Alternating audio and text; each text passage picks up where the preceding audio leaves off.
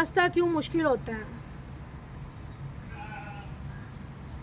پارہ 11 میں سورہ ہود کی شروعات میں اللہ فرماتے ہیں یہ قرآن ایک مضبوط اور واضح کتاب ہے، اللہ کے سوا کسی کی عبادت نہ کرو، اور اگر لوگ حق سے منہ موڑے تو رسول صلی اللہ علیہ وسلم غم نہ کرے، انجام یعنی کہ رزلٹ اللہ کے ہاتھ میں ہے۔ اللہ یہ بتا رہے ہیں کہ سچ ہمیشہ آسان نہیں ہوتا، جو صحیح راستے پر ہوتا ہے وہ اکثر اکیلا رہ جاتا ہے۔ لوگ تمہیں غلط کہیں گے، تمہاری نیت پر سوال اٹھائیں گے، تمہاری خاموشی کو کمزوری سمجھیں گے، مگر اللہ کہتا ہے میں یہ سب دیکھ رہا ہوں۔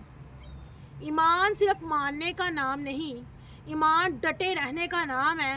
جب سب چھوڑ جائیں تب بھی صحیح پر رہنا ہدایت ہے، یہی مین ہدایت ہے۔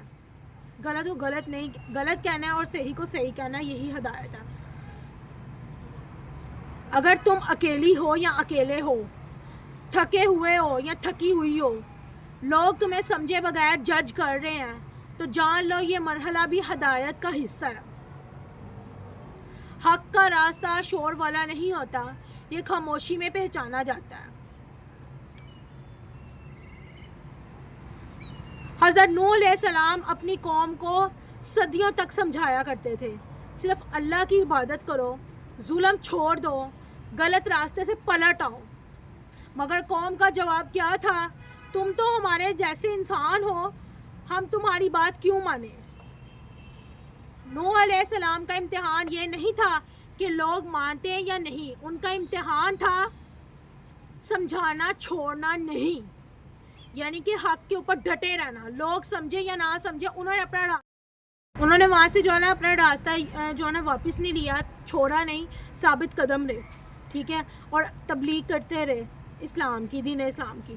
لوگ مذاق اڑاتے تھے، تانا دیتے تھے، کہتے تھے یہ تو بہکا ہوا ہے، مگر نوح علیہ السلام خاموش نہیں ہوئے، مایوس نہیں ہوئے، راستہ نہیں بدلا۔ جو کشتی والا سبق ہم سب کو پتہ ہے، جب اللہ کا حکم آیا کہ نوح علیہ السلام نے کشتی بنانی شروع کی، لوگ ہنستے تھے، پہاڑوں میں کشتی، یہ کیسا پاگل پن ہے۔ لیکن جو اللہ کے حکم پر چلتا ہے اسے لوگوں کو سمجھ کی ضرورت نہیں ہوتی۔ آج کے اسپیشلی ایرا میں امپورٹنٹ میسیج کیا ہے کہ اگر تم صحیح بات کہہ رہی ہو یا کہہ رہے ہو، لوگ تمہیں اوور سمجھیں گے، تمہاری بات کو ڈرامہ کہیں گے، تو یاد رکھو نوح علیہ السلام اکیلے تھے مگر غلط نہیں۔ لوگ ہنستے رہے اور اللہ نے فیصلہ لکھ دیا۔ جب اللہ کی پکڑ آتی ہے، ٹھیک ہے، سورہ ہود میں اللہ واضح کرتے ہیں کہ اللہ کسی قوم کو بغیر خبردار کیے نہیں پکڑتا۔ پہلے رسول آتے ہیں، حق واضح کیا جاتا ہے، مہلت دی جاتی ہے، لیکن جب مسلسل انکار ہو، تکبر آ جائے، حق کا مذاق بنایا جائے، تو پھر اللہ کی پکڑ آتی ہے۔ اللہ کا عذاب اچانک نہیں ہوتا، یہ انصاف کے بعد آتا ہے۔ قوم نوح کو سالوں سمجھایا گیا، بار بار موقع دیا گیا، مگر جب انہوں نے سچ کو جھٹلایا، رسول کو جھوٹا کہا، تو پھر فیصلہ ہوا کہ جو لوگ اللہ کے حکم سے منہ موڑتے ہیں، طاقت، تعداد یا دنیا پر بھروسہ کرتے ہیں، وہ یہ بھول جاتے ہیں کہ پانی بھی عذاب بن سکتا ہے، اور جو اللہ پر یقین رکھتے ہیں وہ بچا لیے جاتے ہیں، چاہے تعداد میں کم ہوں۔ آج کے اسپیشلی جو دور ہے اس میں یہ سیدھی بات ہے، حق کو اگنور کرنا عادت نہ بناؤ، نہ سمجھو کہ نہ اسے جوک سمجھو نہ اسے وارننگ۔ ابھی وقت ہے، سب سے خطرناک جملہ ہے، کیونکہ جب وقت ختم ہو جاتا ہے تو صرف رزلٹ رہ جاتا ہے۔ اللہ ڈھیل دیتا ہے، چھوڑتا نہیں ہے، ٹھیک ہے۔ صرف ایمان کافی کیوں نہیں؟ سورہ ہود میں اللہ یہ بات بہت واضح انداز میں سمجھاتے ہیں کہ ایمان کا دعویٰ اور ایمان کی ذمہ داری ایک چیز نہیں۔ قوم نوح علیہ السلام کی بہت سے لوگ اللہ کو مانتے تھے مگر اس کے حکم کو سنجیدہ نہیں لیتے تھے، سیریس نہیں لیتے تھے۔ یہی وجہ تھی کہ ماننا انہیں نہ بچا سکا۔ اللہ یہ نہیں دیکھتے کہ تم کتنی باتیں جانتے ہو، تم کتنی باتیں مانتے ہو، اللہ دیکھتے ہیں کہ تم کتنا عمل کرتے ہو۔ تم مشکل میں بھی کس کے ساتھ کھڑے رہتے ہو؟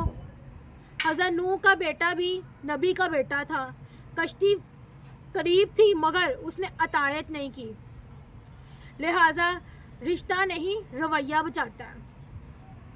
آج کے دور میں خود سے سوال کریں، کیا میں صرف باتوں میں دیندار ہوں یا میرے فیصلے بھی اللہ کے حکم پر ہوتے ہیں؟ مشکل آئے تو میں عمل چھوڑ دیتا ہوں یا چھوڑ دیتی ہوں؟ یہی سوال سورہ ہود چھوڑتی ہے۔ نسب نہیں، اطاعت نجات دلاتی ہے۔ سورہ ہود 112 آیت ہے، فَاسْتَقِمْ كَمَا أُمِرْتَ وَمَنْ تَابَ مَعَكَ وَلَا تَطْغَوْا إِنَّهُ بِمَا تَعْمَلُونَ بَصِيرٌ۔ فَاسْتَقِمْ، تم ثابت قدم رہو، کما امرتا، جیسے تمہیں حکم دیا گیا، وَمَنْ تَابَ مَعَكَ، اور وہ لوگ بھی جو تمہارے ساتھ، وَلَا تَطْغَوْا، حد سے مت بھرو، إِنَّهُ بِمَا تَعْمَلُونَ بَصِيرٌ، اللہ تمہارے ہر عمل کو دیکھ رہا ہے۔ ٹھیک ہے، یہی آیت نبی کریم صلی اللہ علیہ وسلم کو بھاری لگی۔ نبی کریم صلی اللہ علیہ وسلم نے فرمایا، سورہ ہود نے مجھے برا کر دیا ہے، کیونکہ یہاں عبادت کا نہیں، علم کا نہیں، بلکہ ہمیشہ سیدھے رہنے کا حکم دیا گیا، اور یہ سب سے مشکل کام ہے۔ اللہ یہ نہیں کہتے کہ بس کبھی کبھی اچھے بن جاؤ، اللہ کہتے ہیں جیسے حکم دیا گیا ہے ویسے ہی ہر حال میں مستقل رہو، نہ کمی نہ اپنی مرضی۔ آج کے زمانے میں اس کا مطلب کیا ہے کہ آسانی میں دین ہے، دین میں آسانی ہے، کمپرومائز مشکل میں کرو، یہ استقامت نہیں۔ استقامت یہ ہے کہ نقصان ہو، لوگ چھوڑ جائیں، دل تھک جائے، پھر بھی میں غلط جو ہے نا راستے کو اختیار نہیں کروں گا، غلط راستے کو نہیں پکڑوں گا، ثابت قدم لوں گا۔ اصل میں یہی کامیابی اور یہی ہدایت ہے۔ استقامت وہ عبادت ہے جو نظر نہیں آتی مگر فیصلہ بدل دیتی ہے۔ سورہ ہود کی 113 آیت ہے، وَلَا تَرْكَنُوا إِلَى الَّذِينَ ظَلَمُوا فَتَمَسَّكُمُ النَّارُ وَمَا لَكُم مِّن دُونِ اللَّهِ مِنْ أَوْلِيَاءَ ثُمَّ لَا تُنصَرُونَ۔ سورہ ہود 113 آیت ہے، وَلَا تَرْكَنُوا، ذرا سا بھی مائل نہ ہو، إِلَى الَّذِينَ ظَلَمُوا، ظلم کرنے والوں کی طرف، فَتَمَسَّكُمُ النَّارُ، ورنہ آگ تمہیں آ لپیٹے گی، وَمَا لَكُم مِّن دُونِ اللَّهِ مِنْ أَوْلِيَاءَ، اللہ کے سوا کوئی مددگار نہ ہو، ثُمَّ لَا تُنصَرُونَ، پھر تمہاری کوئی مدد نہیں کی جائے گی۔ یہاں جو ہے نا ایک بہت ہی امپورٹنٹ بات کیا کی گئی ہے کہ یہ آیت کہتی ہے کہ ظلم کے ساتھ کھڑے بھی مت ہو، خاموش تماشائی بھی مت بنو، دل میں نرم گوشہ بھی مت رکھو، صرف تعریف، سپورٹ، جسٹیفیکیشن یا خاموش رضامندی، یہ سب رکون میں آتا ہے۔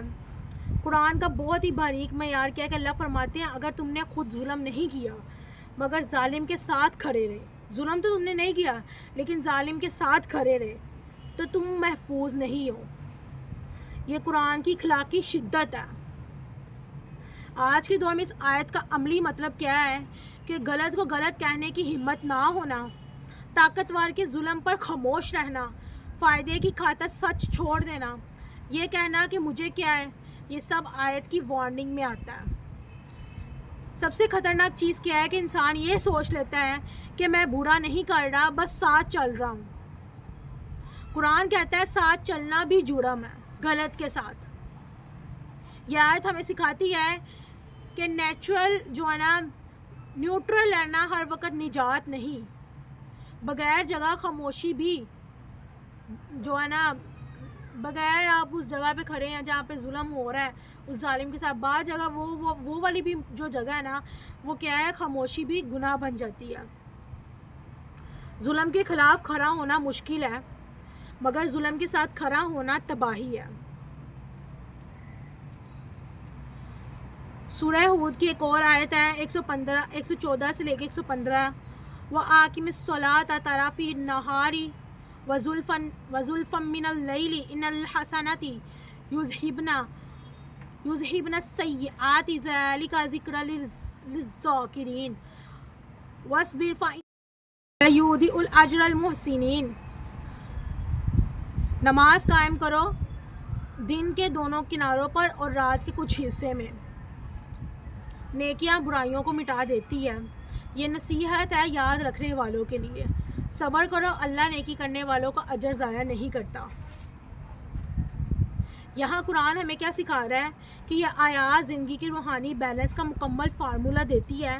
नमाज दिल की सफाई, नेकियां माजी की गलतियों यानी कि पास्ट की गलतियों का कुफारा, सब्र मुश्किल वक्त में साबित कदमी। कुरान इंसान को ये नहीं कहता कि गलती ना करो, बल्कि ये कहता है कि गलती के बाद वापस आओ, दरवाज़ा बंद नहीं है।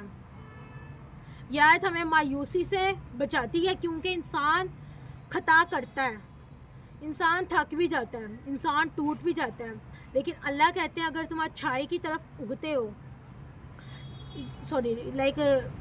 अच्छाई की तरफ ग्रो करते हो, कुछ बड़ा अचीव करने के लिए अच्छाई की तरफ आगे आते हो, तो पुरानी जो है ना स्याही धुल सकती है।